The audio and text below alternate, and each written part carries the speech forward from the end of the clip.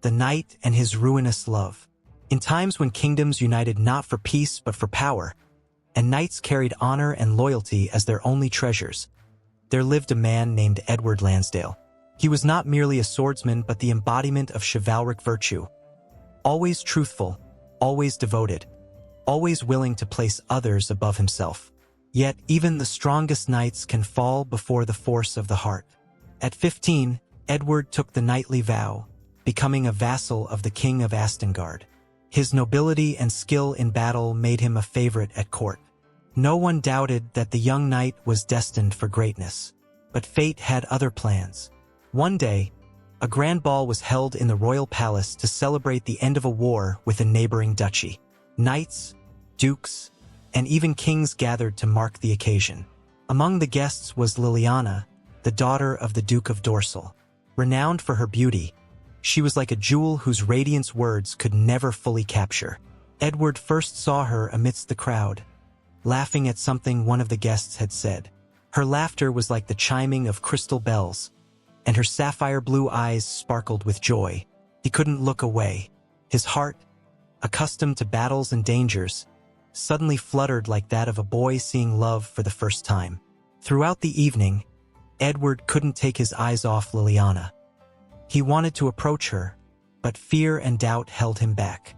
What could he, a mere knight, offer the daughter of a duke? Yet fate intervened. Liliana approached him during a dance. "You don't seem to be dancing, Sir Knight," she said, tilting her head slightly. I was just admiring the evening," Edward stammered, feeling his words falter. "Then perhaps you'd do me the honor of dancing with me?" The dance felt like an eternity and yet passed in an instant. Their gazes met, and the world seemed to vanish. From that moment, their hearts belonged to each other. But their love faced insurmountable obstacles. Liliana's father, the Duke, had long decided her fate. She was to marry Prince Ardwin of a neighboring kingdom, a union meant to strengthen a critical alliance.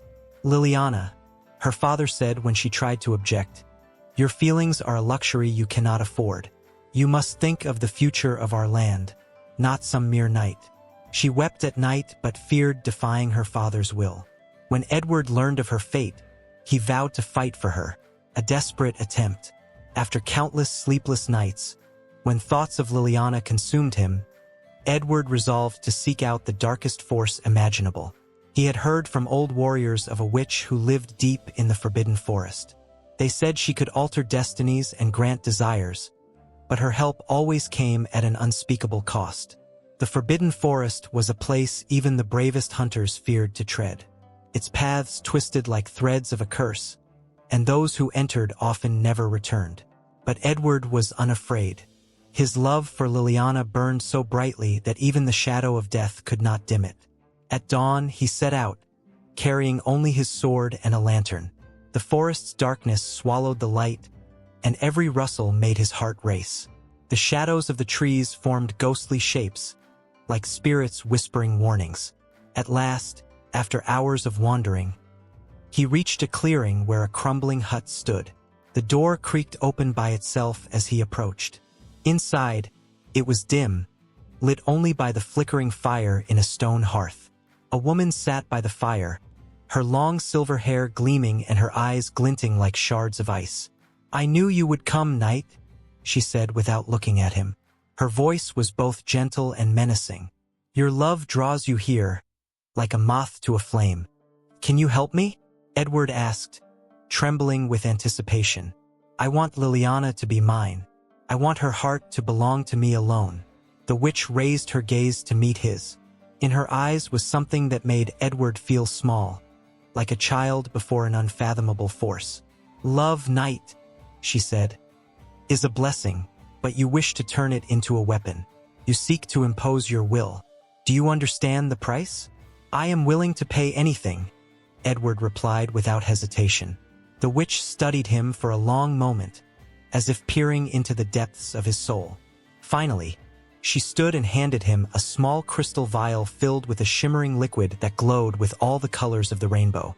"This potion will bind her to you," she said. "She will love you as you wish. But know this, her love will become a curse, for it will not be her choice but your will. In the end, you will lose everything you hold dear." Edward took the vial. Determination burned in his eyes, but deep within, a flicker of unease stirred. "What must I give in return?" he asked, knowing such magic could not come freely. The witch smiled. "Your pure heart, knight, your ability to love selflessly and truly. From now on, you will always yearn for love but never find its peace." Edward agreed without a second thought. He believed his love for Liliana was all he needed. Yet he did not understand that losing the purity of his heart would turn his soul into a battlefield of passion and remorse. Consequences. When he returned to Liliana and slipped the potion into her drink, she looked at him with a love that now burned brighter than ever. Her eyes shone with an intensity he had never seen before. "I am yours now, my knight," she said. First, Edward was overjoyed. They fled together, hiding from the world in a small village. Liliana spent every moment with him, and he felt like the happiest man alive.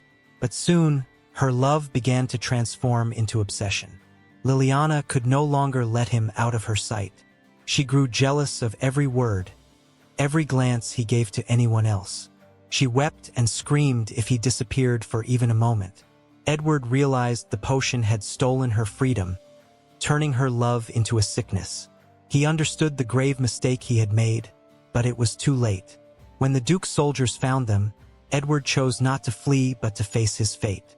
He knew he was no longer worthy of being a knight, but he could at least try to atone in battle.